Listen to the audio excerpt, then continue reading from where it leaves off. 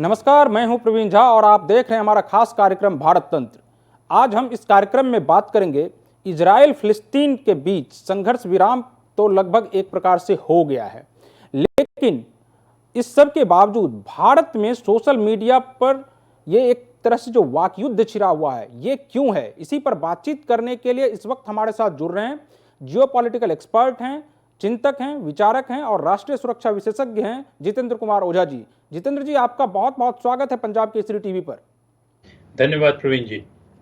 Sir, पहला सवाल भी आपसे यही है कि इजराइल और फिलिस्तीन में 11 दिनों की लंबी लड़ाई के बाद तो एक प्रकार से संघर्ष विराम हो गया, लेकिन भारत में जिस तरह से सोशल मीडिया पर एक प्रकार से वाक युद्ध छिड़ा हुआ है, वह आज भी शांत नहीं हुआ है। तो इसको आप किस रूप में देखते हैं? पहली बात तो जो 11 दिन की लड़ाई है, मैं सोचता हूँ कि इजराइल और फिलिस्तीन की लड़ाई भी काफ़ी लंबी है और शायद काफ़ी लंबी चलने वाली है। तो देखिए कितने दिनों तक युद्ध विराम रहता है और क्या होता है आगे। लेकिन ये बहुत चिंता की विषय है कि भारत में जो वाक युद्ध चल रहा है प्रवीण जी, ये इस बात को दर्शाता है कि भारत के समाज में काफ़ी एक दूसरे के प्रति विश्वास की कमी है, या आप सोशल फ्रैक्चर कहें या सोशल फिशर कहें। क्योंकि एक तबका भारत के कुछ मुसलमान सोचते हैं कि ये झगड़ा मुसलमान और गैर मुसलमानों के बीच में है, जो हमास की लाइन ऑफ थिंकिंग है कि ये एक जिहाद है और इनफिडल्स के खिलाफ जिहाद है। और मैं सोचता हूँ कि अगर ये इनफिडल्स के खिलाफ जिहाद मान के लड़ाई जो चल रही है, और इस लिहाज से कुछ लोग खास करके हमारे तथाकथित मुसलमान भाई बहन अगर इस वजह से उसका समर्थन कर रहे हैं, तो ये बहुत चिंता की बात है। लेकिन साथ में कुछ लोग अगर इजराइल का समर्थन मात्र इस वजह से कर रहे हैं कि जो दूसरी पक्ष है, जिनके ऊपर आप समझें कि आक्रमण हो रहा है या जिनको तकलीफ हो रही है, वो मुसलमान है और इस वजह से कर रहे हैं, तो वो भी चिंता की बात है। मैं सोचता हूँ कि दोनों हालात में ये बहुत चिंता की बात है और ये समाज में एक फ्रैक्चर या समाज में एक फिशर दिखा रहा है। और ये जो अरब इजराइल का जो संघर्ष है, वो काफ़ी कॉम्प्लेक्स और पेचीदा संघर्ष है। और ऐसी बात नहीं है कि सारे अरब के लोग जो हैं इजराइल के खिलाफ हैं। बहुत सा तबका इजराइल के खिलाफ नहीं है, न्यूट्रल है, चुपचाप से उनकी बातचीत हो रही है। और इस पेचीदे मामले में मैं सोचता हूं कि जनता को जितना दूर से दूर रहा जा सके उसको रहने की जरूरत है। नहीं सर, आपको नहीं लगता है कि इस मामले को बेवजह तूल दिया जा रहा है और इससे आपसी सौहार्द जो है, वो भारत के अंदर आपसी सौहार्द, जो आपसी संबंध है, उस पर असर पड़ेगा इस पूरे वाक युद्ध का? बिल्कुल असर पड़ेगा। कल किसी से बातचीत हो रही थी तो ये कह रहे थे कि ये तो सुना था कि बेगानी शादी में अब्दुल्ला दीवाना, मगर ये तो हो रहा है कि बेगाने झगड़े में अब्दुल्ला का घर टूटा। ऐसा नहीं होना चाहिए कि झगड़ा कहीं और का है और हमारे समाज में बिखराव आ जाए जिसकी कोई वजह या लॉजिक नहीं बनती है। तो आप सही कह रहे हैं, लेकिन जो सबसे बड़ी चिंता की बात है, मैं कह रहा हूँ कि मैं नहीं कहता हूँ किसी एक को दोष देना चाहता, कि इस लिहाज से लोग अगर समर्थन करते हैं कि ये मुसलमानों का युद्ध है गैर मुसलमानों के खिलाफ, तो ये बहुत ही खतरनाक और बहुत ही चिंता की बात है। ये जो है रेडिकलिज्म की शुरुआत होती है, रेडिकलिज्म की बुनियाद होती है। अगर मानवीय अधिकारों के आधार पर अगर कुछ बातचीत होती है तो समझ में आ रहा है। दूसरी बात जो है, जो बहुत ज्यादा इंडिया विद पैलेस्टाइन या इंडिया विद इजराइल भी काफी कुछ जो सोशल मीडिया पे चल रहा है, वो भी दिखा रहा है कि नहीं, लोगों को कितना विश्वास है या लोगों के प्रति क्या कहा जाए कि कितनी चिंता है या अच्छी भावना नहीं है जो दूसरे लोग हैं उनको लेके। तो मैं सोचता हूँ कि ये जो है बहुत ही चिंता की बात है और इस पे लगाम लगाने की जरूरत है, इस पे लगाम कसने की जरूरत है। सरकार को भी कहना चाहिए कि ये बात कहीं और की है, भारत के हित में क्या है, मानवता के हित में क्या है, वो सरकार उसका देखभाल अच्छे से कर रही है और लोगों को इससे दूर रहने की जरूरत है। सर, आप कई देशों में अपनी सेवाएं दे चुके हैं वरिष्ठ अधिकारी के रूप में भी, तो आपको नहीं लगता है कि भारत में जो ये मुहिम चल रही है एक प्रकार से, इस मुहिम का भारत और अन्य देशों के संबंधों पर भी कोई असर पड़ेगा या नहीं पड़ेगा? देखिए, भारत की बहुत अभी तक जो है लोकप्रियता तो रही है एक देश के रूप में, सरकार के रूप में जो भी हमारी कमजोरी रही है। यहाँ तक कि इस पश्चिम एशिया में भी देख लें कि हमारे संबंध फिलिस्तीनियों से भी बहुत अच्छे हैं और इजराइल से भी हमेशा से अच्छे रहे हैं। और ऐसी बात नहीं कि सिर्फ भारत का ये हाल है, आप देखें कि कई एक मुसलमान देशों के इजराइल से संबंध बहुत अच्छे रहे हैं। तो जब अंतर्राष्ट्रीय संबंधों की बात होती है तो दो चीजें होती हैं कि देशों के हित कैसे हैं और देशों की इमेज क्या है। तो हमारी इमेज जो है पूरे, आप देखें कि पूरे दुनिया में हमारी इमेज शायद सबसे अच्छी है दूसरे देशों के रूप में। अमेरिका के खिलाफ भी लोग कुछ बातें कहते हैं, चीन के खिलाफ तो बहुत सारी बातें कही जाती हैं, लेकिन हमारी लोकप्रियता या एक देश के रूप में जो हमारी एक सभ्यता है, उस सभ्यता के रूप में सारे जगह दुनिया में बहुत अच्छी है। क्योंकि बहुत कम हिंदुस्तानी है जो, इंक्लूडिंग हमारे हिंदुस्तानी मुसलमानों की भी मैं बात कहता हूँ, जो बहुत कम है जो झगड़ा करते हैं। वही पाकिस्तान को एक पूरी तरीके से आतंकवादी समझा जाता है, चीन के साथ वही ये होता है। तो देश के रूप में इमेज तो हमारी बहुत अच्छी है, सरकार के हम प्रोजेक्ट वगैरह नहीं कर पाते हैं तो कई जगह हमारी कैपेसिटी को लेकर जरूर शक व शुबा होता है, तो वो एक अलग बात है। तो मैं सोचता हूं कि भारत का जो है इस बीच में जो बातें चल रही हैं वो ये दिखाता है कि हम भीतरी रूप से जो है कुछ अनर्गल ताकतें हैं जिनके ऊपर हम लगाम नहीं लगा पा रहे हैं। तो ये लगाम लगाना बहुत जरूरी है, क्योंकि देखिए कि भारत का जो ऑफिशियल पोजीशन रहा कि वो बहुत ही बैलेंस पोजीशन रहा, कि वो इजराइल के जो भी ये है सर उनको भी मेरा समझता है और जी फिलिस्तीनियों के मानवीय अधिकारों का भी भारत सम्मान करते रहा है। तो मैं नहीं सोचता हूं कि समाज में जो इस तरीके की वैमनस्यता फैलाने की कोशिश की जा रही है उसकी कोई वजह है, उसके ऊपर निश्चित रूप से लगाम लगनी चाहिए। प्रवीण जी, सर, भारत को एक प्रकार से इजराइल का बहुत करीबी माना जाता है, लेकिन जिस तरह से संयुक्त राष्ट्र में भारत ने फिलिस्तीन का समर्थन किया, तो ये इसको आप कैसे देखते हैं? ये विरोधाभास क्यों है कि एक तरफ भारत जो है वो इजराइल के समर्थन में है, इजराइल का करीबी है, और दूसरी तरफ फिलिस्तीन का भी समर्थन कर रहा है? नहीं, ये बिल्कुल विरोधाभास नहीं है, ये एक बहुत ही बैलेंस्ड और एक बहुत ही उचित अप्रोच है।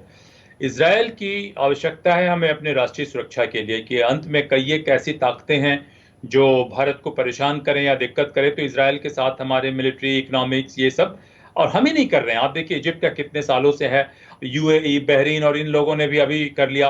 सऊदी अरेबिया के बारे में कहा जाता है कि उन्होंने भी अपना रुख नरम कर लिया है। ये जो है इजराइल के खिलाफ जहर उगलने का काम एर्दोगान कर रहे हैं, लेकिन बहुत से लोग कह रहे हैं कि छुप छुप के एर्दोगान भी उनसे मिले हुए हैं। तो देखिए राजनीति का एक बड़ा गंदा सा स्वरूप है। सब कुछ कहने के बावजूद देखिए जो कुछ भी हुआ वो बहुत ही दुर्भाग्यपूर्ण है, जो इजराइल और फिलिस्तीनियों का झगड़ा है। अब इनका मानना है कि इजरायलियों के साथ दुनिया में हमेशा से जुल्म होते आया है, इसमें काफी सच है। अब उन्होंने आके एक ऐसे जगह में अपना घर बना लिया जिस जगह के वाकई ओरिजिनल बाशिंदे हैं, जो फिलिस्तीनी हैं, पैलेस्टीनियन हैं, उन बेचारों को वहां से जाना पड़ा।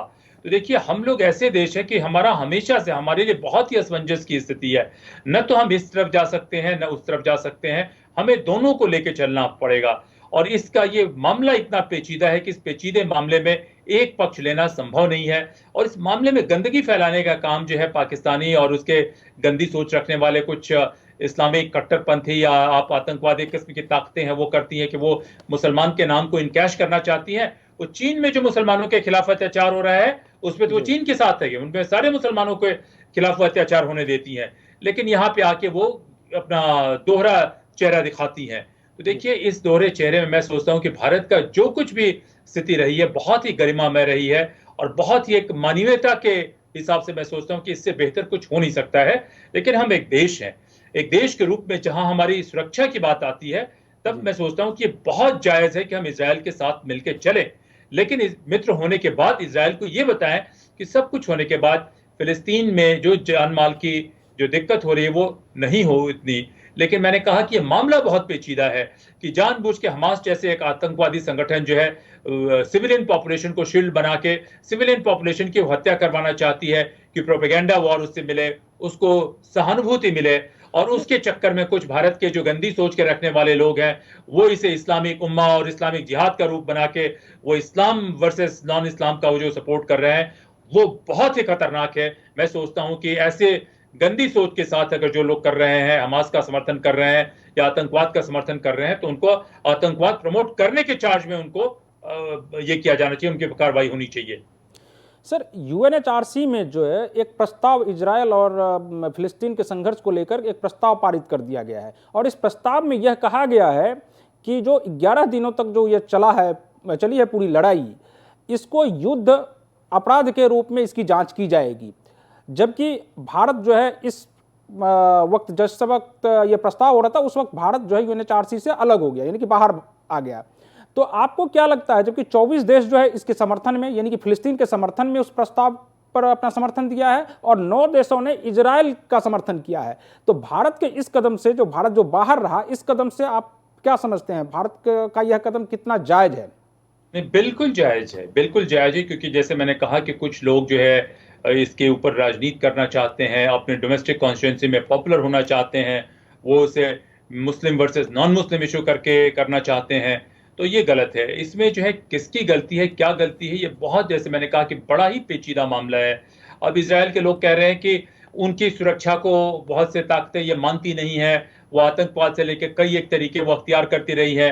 जो गाजा पट्टी में जो वहां का बजट रहा, या दुनिया भर से जो आर्थिक मदद ले लेके वो टनल बनाते रहे, हथियार बनाते रहे, ये करते रहे और हमें परेशान करते हैं। यहां से भी ये बात काफी जायज लगती है कि इजराइल में भी आंतरिक राजनीति की वजह से वहां 75% पॉपुलेशन यहूदियों की है, जूस की है। तो वो जो है आंतरिक इसकी वजह से वो एक यहूदी नेशनलिज्म या यहूदी आइडेंटिटी देना चाहते हैं, और वहां के जो मुसलमान लोग जो इजराइल में रहते हैं उनको सेकंड क्लास सिटीजन बनाना चाहते हैं, और उसमें भी उन पर विश्वास नहीं करना चाहते। तो ये बड़ा एक अजीब सा मामला है।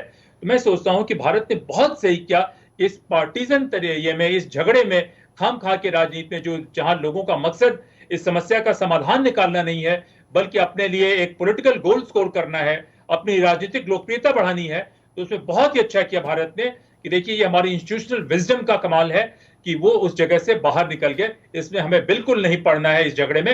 हमारा मकसद होना चाहिए कि भाई इस जगह शांति हो, आप लोग आगे बढ़ें और हमसे जो मदद हो सकती है हम करें, अपने गुडविल का इस्तेमाल करके या जैसे भी करें। तो शायद भारत वो काम कर रहा है, एक पॉजिटिव और कंस्ट्रक्टिव रोल ले रहा है। लेकिन इस तरीके का जो झगड़ा चल रहा है 24 इसके तरीके में, 9 इसके तरीके में, अगर ये ऐसा होता रहा तो मैं आपको यकीन दिलाता हूं कि आने वाले सैकड़ों साल में इस समस्या का समाधान नहीं हो सकता है, और ये झगड़े रुक रुक के होते रहेंगे। और मानवीय अधिकारों का क्या कहा जाए कि मानवीय जान का या अधिकार का, जिंदगी का जो जिस तरीके से नुकसान हो रहा है वो नुकसान होता रहेगा। प्रवीण जी, सर, इजराइल के प्रधानमंत्री बेंजामिन नेतन्याहू ने कहा है कि हम एक लोकतांत्रिक देश हैं और हमारे ऊपर जो हजारों रॉकेटों से हमला किया गया, तो हम अपने लोगों को बचाने के लिए जवाबी कार्रवाई में वो हमला किए हैं। तो अगर वो हमला हम नहीं करते तो हम अपने लोगों को नहीं बचा सकते थे। लेकिन जिस तरह से यह पूरा उनके ऊपर एक प्रकार से, इसके बावजूद अंतर्राष्ट्रीय रूप से अपराध के रूप में लगा दिया है कि नहीं, युद्ध अपराध के रूप में इसकी जांच करेगी यूएनएचआरसी। तो आपको क्या लगता है कि ये जो बेंजामिन नेतन्याहू ने कहा है कि नहीं, यह एक प्रकार से अगर इसी तरह का रहा, इसी तरह का प्रस्ताव पारित होता रहा तो अन्य देशों में भी या जहां भी पूरे विश्व में आतंकवाद है उसको एक प्रकार से बल मिलेगा और वो प्रोत्साहित होंगे इस तरह के काम को करने के लिए? देखिए, बेंजामिन नेतन्याहू ने जो भी कुछ कहा, इस बात में तथ्य तो है कि ठीक है, वहां पे वो अत्याचार हो रहा है या कुछ बातें हो रही, तो उसको कानूनी तरीके से आप इस्तेमाल करें, कानूनी तरीके से लड़िए, डिप्लोमेटिक तरीके से लड़िए, बजाय कि रॉकेट फायर करने के या बजाय कि सिविलियन पॉपुलेशन को टारगेट करने के। हकीकत यह है कि 90 से 95% जो उनके रॉकेट फायर हुए वो इसराइल ने उसे रास्ते में कट कर दिया, खत्म कर दिया, और जो 5% 10% गए उससे वहां पे सिविलियन कैजुअलिटीज हुई। और इन्होंने जो रॉकेट फायर किए, तो इनका कहना था कि हमास के जितने जो दफ्तर थे ये कभी मीडिया हाउसेज में बैठ के चल रहे थे, कई जगह जो है ये सिविलियन पॉपुलेशन के बीच में चल रहे थे।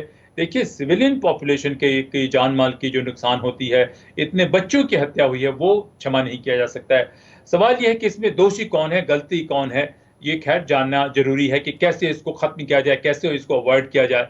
लेकिन प्रोवोकेशन जो है, ये मैं कहूंगा कि इनकी तरफ से भी रहा, इनकी तरफ से भी रहा, लेकिन जो वायलेंस का जो रहा वो मेरे ख्याल से हमास की तरफ से काफी ज्यादा प्रोवोकेशन रहा। उसके मुकाबले ये कह सकते हैं कि इजराइल ने बहुत ज्यादा ताकत इस्तेमाल किया, प्रपोर्शन का इस्तेमाल किया। ये जो इन लोगों के बीच में विवाद चल रहा है, लेकिन इस विवाद में मैं सोचता हूं कि हम लोग अगर उनके मित्र हैं तो हमारे लिए बड़ा, दोनों के मित्र हैं तो हमारे लिए बड़ा मुश्किल हो जाता है कोई भी पोजीशन लेना। लेकिन ये नौबत नहीं आनी चाहिए थी। देखिए, इसके विवाद की शुरुआत ये होती है कि ईस्ट जेरूसलम से जो 67 के युद्ध में इजराइल ने कब्जा कर लिया था, आप देखें तो लेबनान से, तो उसमें जो है क्या काम किया इन्होंने कि कुछ परिवारों को इसलिए हटाने की बात की जा रही थी, मुस्लिम परिवारों को शेख जर्रा की तरफ से, क्योंकि वो जो है 1948 से पहले वो यहूदियों की प्रॉपर्टी थी। अब मुसलमान कह रहे थे कि ऐसे अगर आप करें तो 1948 के पहले के तो बहुत सारे मुसलमानों की प्रॉपर्टी पे यहूदी रह रहे हैं, आप उनको क्यों नहीं हटा रहे हैं? तो ये इस बात में भी काफी दम है, क्यों ऐसा एक तरफा क्यों होना चाहिए? लेकिन इनका कहना है कि देखिए ये सब चल रहा था, ये कोर्ट में जाए, किसी और तरीके से जाए।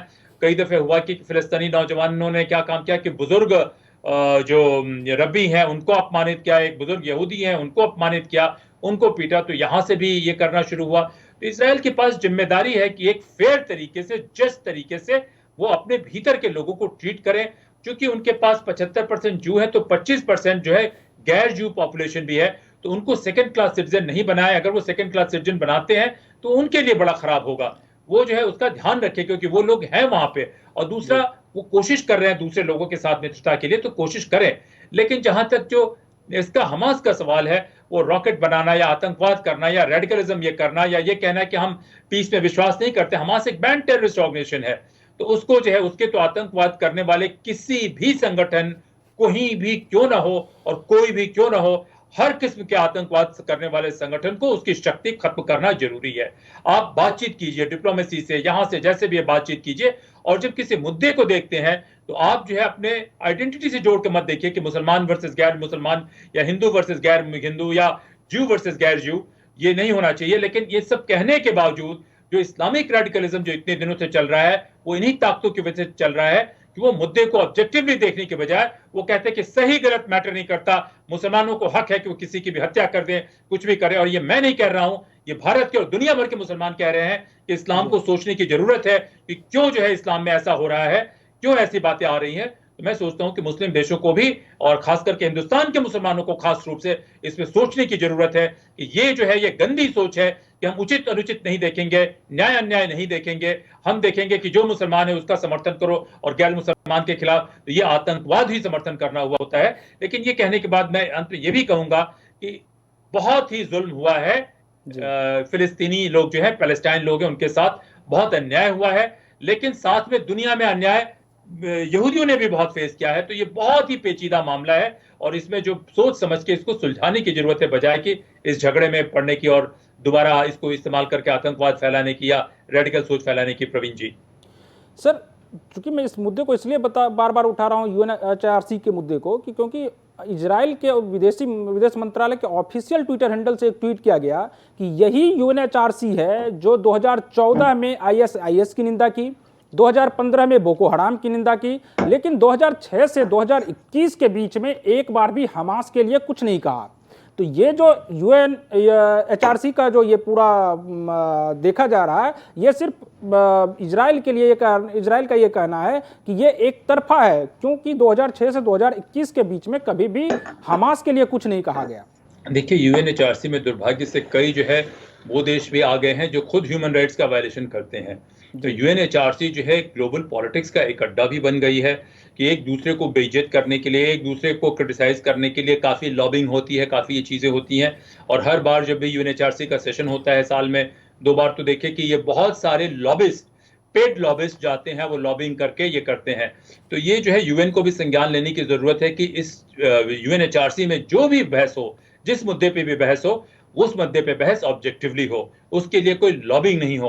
और दूसरा, आइडेंटिटी के लिहाज पे ये आइडेंटिटी वॉर नहीं हो, ये डेमोक्रेसी या जो भी ये डिस्कशन का प्लेटफॉर्म है वो विशिएट होता है। तो कुछ ताकतें हैं जो जिनका वेस्टेड इंटरेस्ट है, जो बड़ी पावरफुल ताकतें हैं, जिनका कहीं ना कहीं कुछ ये है तो वो करती हैं।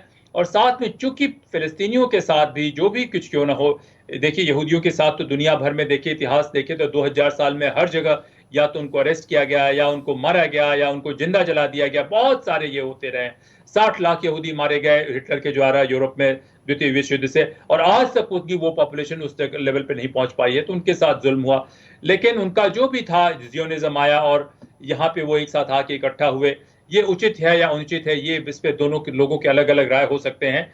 लेकिन अगर वो आते भी हैं तो फिलिस्तीनियों को स्टेटलेस नहीं होना चाहिए, उनको भी अपनी जान माल की सुरक्षा के लिए उनको भी हक मिलना चाहिए। लेकिन इस मुद्दे को देखने का तरीका ये बिल्कुल नहीं होना चाहिए कि ये मुसलमान और यहूदियों में झगड़ा हो रहा है या ये मुसलमान और गैर मुसलमानों में झगड़ा हो रहा है। इस चश्मे से देखने के बजाय हमें इसे human rights, human dignity, respect for life, इस तरीके से देखने की जरूरत है। और इसको पूरा पैलेस्टीन के मुद्दे को लोगों ने विशेष कर दिया है कि मुसलमान वर्सेस गैर मुसलमान मुद्दा है, और इसी वजह से प्रवीण जी परेशानी हो रही है।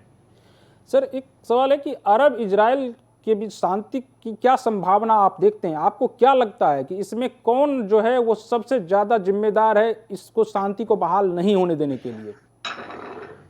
देखिए, बहुत ही, जैसे हमने कहा कि मामला बड़ा पेचीदा है कि ये जो है जमीन तो शुरुआत में फिलिस्तीनियों की थी। तब ओटोमन एम्पायर का राज हुआ करता था, ओटोमन एम्पायर खत्म होता है और उसके बाद अरब नेशनलिज्म को ब्रिटिश सरकार ने बढ़ावा दिया और वो आगे पीछे कर करा के थोड़ा झगड़ा करती रही, दोनों तरफ देखती रही। और ब्रिटेन में जो है कुछ रॉथशिल्ड और सैमुअल हर्बर्ट इस तरीके के कई एक लोग रहे, इन लोगों ने दबाव दिया कि नहीं, ये जियोनिज्म का आंदोलन शुरू हो चुका था, आप इसको एक सेपरेट होमलैंड दीजिए। और वहां से ये बात होती है, उनके विदेश मंत्री होते हैं, मेरे ख्याल से उनका नाम आर्थर बाल्फोर होते हैं, वो उसका जिक्र करते हैं और वो बाल्फोर डिक्लेरेशन से बात शुरू होती है, बड़ी कम पॉपुलेशन होती है, तो वो यहाँ से आता है और ये जो है सारी दुनिया से आके यहूदी आके यहाँ पे आ जाते हैं, आके घर बना लेते हैं। अब हम पास्ट में जाएं तो देखिए ये बहुत ही मुश्किल है कि कौन सही है कौन गलत है। ये इतना कॉम्प्लिकेटेड मुद्दा है कि इसका समाधान शायद संभव ही नहीं हो अगर सही गलत के नजरिए से देखें। लेकिन इस बीच में कुछ सालों में देखा जाए तो इजराइल ने कोशिश की कि जितने मुसलमान देश हैं उनके पास जाएं, बातचीत करें, बातचीत करके उनके साथ दोस्ती करें और संबंध को ईज करें, और इस दिशा में प्रगति हो भी रही थी। लेकिन अचानक जो है, लेकिन उनके भीतर में भी कुछ यहूदी कट्टरपंथी आनी शुरू हो गई है। उनके डोमेस्टिक पॉलिटिक्स में भी ये काफी कन्वीनियंट है यहूदी नेशनलिज्म को प्रमोट करना, तो ये बड़ी चिंता की बात है क्योंकि वो सब कुछ छोटे देश हैं और यहूदी सारे जगह दुनिया में मौजूद है और बहुत इन्फ्लुएंशियल पोजीशन में है दुनिया भर में। तो उनको जो है यहूदी कट्टरपंथ से बचना चाहिए कि अभी तक वो अंडरडॉग थे, तो खैर कुछ अरब के देशों में भी उनके लिए सहानुभूति थी, तो वो सहानुभूति बनाए रखने के लिए, एक जिम्मेदार स्टेक होल्डर बनने के लिए, तो मेरे ख्याल से उनको यहूदी कट्टरपंथ से बचने की जरूरत है, अपने मुसलमानों को राइट्स देने की जरूरत है। लेकिन बहुत सी ताकतें हैं जो रोग पावर्स हैं, जैसे अभी एर्डोगन का हमने जिक्र किया, ईरान का अपना एजेंडा रहा है कि वो एक मिलिशिया फोर्स बना के एक रखना चाहता है, उसके बारे में कहा जाता है। और पाकिस्तान तो पेरेनियल जो है, समझिए कि दुनिया का सबसे घिनौना चेहरा जो है वो पाकिस्तान है, जो ना अरबी है, ना हिंदुस्तानी है, ना टर्की है, ना कुछ है, वो सिर्फ आतंकवाद और ये बिचौलिया पंथी का वो करने वाला देश है। वो सारे जगह अपने आतंकवाद का एक ये खोल चुका है। तो इन ताकतों के हक में बिल्कुल नहीं है कि ये शांति बने। इस बीच में जब आप देखें कि अरब को नीचा दिखाने के लिए ये जो नरमी चल रही है, तो बहुत लोगों को शक है कि एर्दोगान साहब ने जो है ये अपना झगड़ा शुरू करवाया है ईरान और पाकिस्तान से मिलकर, क्योंकि हमास के ऊपर इनका कब्जा है।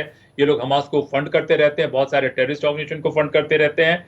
तो ये लोग कभी नहीं चाहते कि अरब में शांति हो, क्योंकि अगर झगड़ा फिलिस्तीन और इनके बीच में, इजराइल के बीच में है, तो किसी भी अरब देश के लिए इजराइल का समर्थन करना मुश्किल हो जाता है, खास करके जब बच्चों की जान जाती है, सिविलियन पॉपुलेशन की जान जाती है।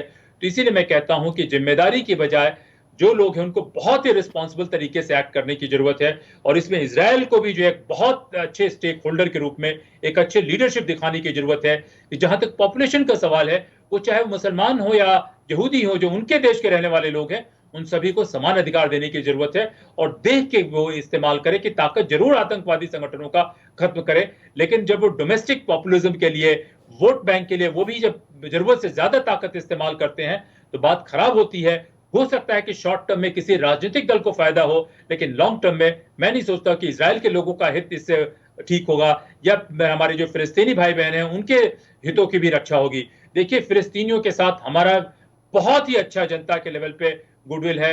आज भी जो फिलिस्तीन, चाहे जॉर्डन में रह रहे हो, इजिप्ट में रह रहे हो, या वहां पे भी रह रहे हो, तो भारत को एक अच्छी नजर से देखते हैं। तो भारत के लिए जो है ना, बहुत ही मुश्किल हो जाता है कि इसमें किसी का भी साइड लेना। भारत को एक फेयर तरीके से एक्ट करने की जरूरत है। तो जिम्मेदार कौन हो हमें फर्क नहीं पड़ता है, सवाल यह है कि यहां से हम कैसे आगे जाएं जहां से सारे लोगों की जान की, इज्जत की सुरक्षा हो, और दूसरा वहां पे एक सुरक्षा का माहौल बना रहे। और ये मुस्लिम वर्सेस गैर मुस्लिम, या यहूदी नेशनलिज्म वर्सेस गैर यहूदी, ये बात बिल्कुल नहीं आनी चाहिए। हम खुद एक हेटेरोजेनस देश है, तो मेरा सोचना यही है प्रवीण जी। सर, हम अमेरिका और पश्चिमी देशों की अगर बात करें तो वो लगातार जो है वो इजराइल के समर्थन में रहते हैं, लगातार रह रहे हैं। तो आप इसमें अमेरिका की भूमिका को किस रूप में देखते हैं?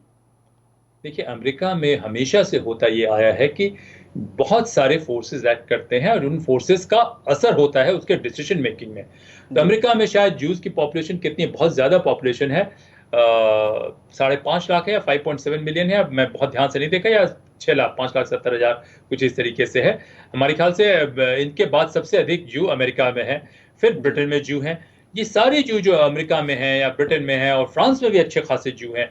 तो ये लोगों की जो है ये बहुत ही वेल पोजिशन ये जूज हैं कि ये बहुत ही डिसीजन मेकिंग में, रॉथशिल्ड फैमिली का जैसे हमने जिक्र किया, यूएस में भी है, जो बहुत ही मजबूत है। ये फाइनेंशियली बहुत मजबूत है, एकेडमिक्स में, इंटेलेक्चुअल्स में, प्रोफेशंस में, सारे जगह ये लोग काफी वेल पोजिशन है। तो जब तक ये लोग वहां पे हैं, अमेरिका के पास कोई चारा नहीं है, उनको करना है, और ये कंट्रीब्यूट कर रहे हैं अमेरिका के एम्पावरमेंट में, अमेरिका की ताकत में। तो वो एक तो है, और लेकिन जू बात भी होती है। लेकिन मैं यही कहूंगा कि इन जू लोगों से भी जो लीडरशिप लेवल पे हैं, उनको भी जरूरी है कि नहीं, इसराइल को भी जो है अपने, उनके कैरेक्टर के लिए, उनके इंटेग्रिटी के लिए, उनके इमेज के लिए जरूरी है कि इसराइल अपने सीमा के भीतर जो भी मुसलमान हैं उनका ध्यान रखे, उनको प्रोटेक्शन दे। उनको सेकंड क्लास सिटीजन बनाना ये गलत होगा। ये वैसा ही होगा जो इस्लाम के नाम पे लोग आतंकवाद फैलाते हैं, वैसा ही होगा। जूज एक ट्रांसनेशनल कम्युनिटी है, सारी जगह दूसरे लोगों के साथ वो मिलकर रहते हैं, माइनॉरिटी के रूप में बहुत अच्छा उनका रिकॉर्ड है। तो वो भी जो है इसराइल के ऊपर प्रेशर लाए कि नहीं, equal rights, equitable rights, equal यानी इक्विटेबल राइट्स, फेयर राइट्स होना चाहिए। और जहां तक जान माल की बात है, तो भाई जो पैलेस्टीनियन एरिया भी है, उनमें भी जो सिविलियन लोगों का है, उनको जान बचाने की जरूरत है। तो मेरे ख्याल से इसी वजह से उनका समर्थन आया है, और मैं थोड़ा उससे आगे जाके कह रहा कि इस समर्थन को और बेहतर किया जा सकता है, ट्रांसलेट किया जा सकता है पीस बनाने में। नहीं तो इन देशों के ऊपर तो जो जू लोग हैं, उनके इंटरेस्ट का, उनके सेंटिमेंट का ध्यान रखना पड़ता है इन देश की सरकारों को। जी सर, अब ऐसी स्थिति में भारत सरकार की क्या भूमिका होनी चाहिए? भारत सरकार को अपना किस रूप में पक्ष रखना चाहिए, या मतलब पैलेस्टाइन का साथ दें या फिर इजराइल का दें, या क्या स्थिति रहे भारत की? जी नहीं, हमारे ख्याल से, जैसे मैंने कई दफे मैं कह चुका इस बातचीत के दौरान, कि हम किसी भी एक पक्ष का साथ नहीं दे सकते हैं और नहीं किसी पक्ष के खिलाफ जा सकते हैं। हमारे लिए दोनों पक्ष मजबूत हैं, दोनों पक्ष महत्वपूर्ण हैं। दूसरी बात, हम एक हेट्रोजेनियस देश हैं, तो हम किसी किस्म का कट्टरपंथ, चाहे वो इस्लामिक कट्टरपंथ हो या जूइश कट्टरपंथ हो, हम उसके खिलाफ हम उसका समर्थन नहीं कर सकते। तो देखिए, बातचीत तो के क्या रूप में भारत को इस स्थिति में तटस्थ रहने की जरूरत है? भारत को इस हिस्से में दोनों पक्षों को यह सलाह देने की जरूरत है कि आतंकवाद बिल्कुल नहीं करें, शक्ति का इस्तेमाल कम से कम हो, सिविलियन पॉपुलेशन की रक्षा हो, और खास करके कि जो इजराइल में जो ह्यूमन राइट्स की इशू है कि वहां के मुसलमानों को ठीक से नहीं ट्रीट किया जाता, उसको वो जरूर ध्यान दे, उसको एड्रेस करे। लेकिन एट द सेम टाइम जो लोग इस मुद्दे का इस्तेमाल आतंकवाद के लिए कर रहे हैं, उसको जरूर निंदा ही नहीं, उनके खिलाफ कार्रवाई होनी चाहिए। जो मैं तो हमेशा से कहता हूं कि जो आतंकवाद को प्रमोट करने की वजह है और ग्लोबल ऑर्गेनाइज्ड क्राइम, तो भारत को जितना ग्लोबल ऑर्गेनाइज्ड क्राइम पे स्ट्राइक डाउन हो सकता है, उसमें दुनिया में उसमें पहल लेके इसको स्ट्राइक डाउन करने की जरूरत है कि टेररिज्म कहीं किसी रूप में नहीं फैल पाए, किसी के पास भी क्यों ना आए। तो एक तटस्थ करने की बजाय मैं कहूंगा कि एक्टिव फैसिलिटेशन की जरूरत है कि हम दोनों पक्षों को किस हद तक करें। लेकिन हाँ, किसी आतंकवादी संगठन जैसे हैं, हमास वगैरह जैसे दूसरे कोई भी संगठन है, भारत को उनके साथ बिल्कुल दूरी बना के रखे रहने की जरूरत है, और उनकी किसी हरकत को समर्थन करने की जरूरत नहीं है। नहीं, तो ये तटस्थ यूएन ने तो मैं कहूंगा एक्टिव सपोर्ट होने की जरूरत है पीस के लिए। लेकिन सर, यूएन ने तो 2018 में हमास को उस आतंकवादी संगठन लिस्ट से ही बाहर कर दिया है। हाँ, ये जो है लिस्ट से बाहर हुआ है। और लेकिन आप देखें कि जब आप सिविलियन गवर्नमेंट चला, अब चूंकि हो ये क्या है कि हमास के पास जो है वहां के गवर्नमेंट के रिसोर्सेज हैं, और गवर्नमेंट के रिसोर्सेज लेने के बाद जो है वो वहां से एक आर्मी के रूप में वो लड़ाई कर रही है। लेकिन जो लड़ाई करने का कुछ तरीका है, जो सिविलियन पॉपुलेशन को मारने का है, इसका मारने का तरीका है, वो तरीका ठीक नहीं है।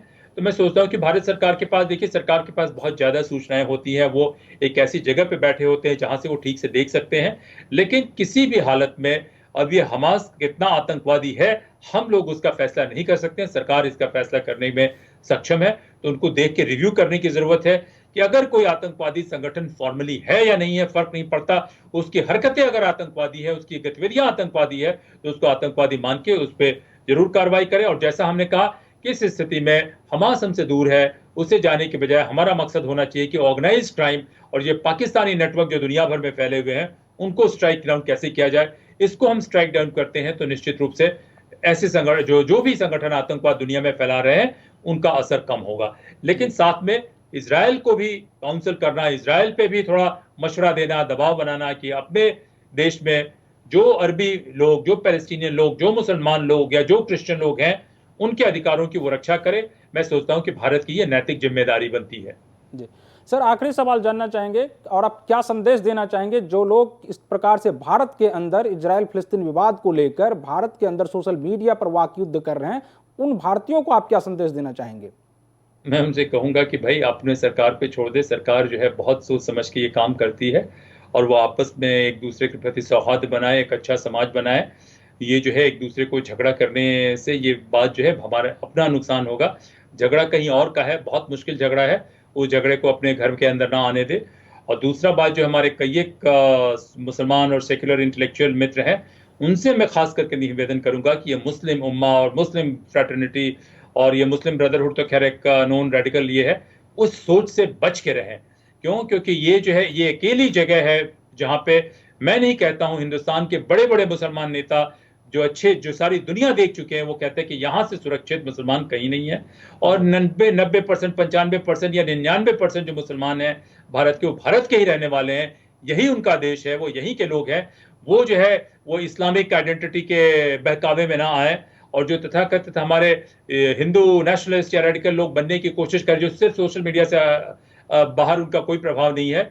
मैं कहता हूं कि देखिए, रूल ऑफ लॉ मजबूत करें, आतंकवाद के सारे कारणों को समाप्त करने में मदद करें, अपने देश की गवर्नेंस पे ध्यान दें, बजाय कि अपनी एनर्जी खर्च करने के कि इजराइल, इंडिया विथ इजराइल और इजराइल इनको पीटे उनको पीटे, ये सब कहने के बजाय जो है आप अपने ऊपर ध्यान दें और अपने देश को कोहेसिव व यूनाइटेड हम रख सकते हैं और यहां से आतंकवाद को खत्म कर सकते हैं हम, तो हम मजबूत होंगे और दुनिया भर में हमारी पूछ, हमारी वजह बहुत ये होगी। इजराइल की सब पॉपुलेशन कितनी है? 90 लाख के आगे, 1 करोड़ से भी कम है।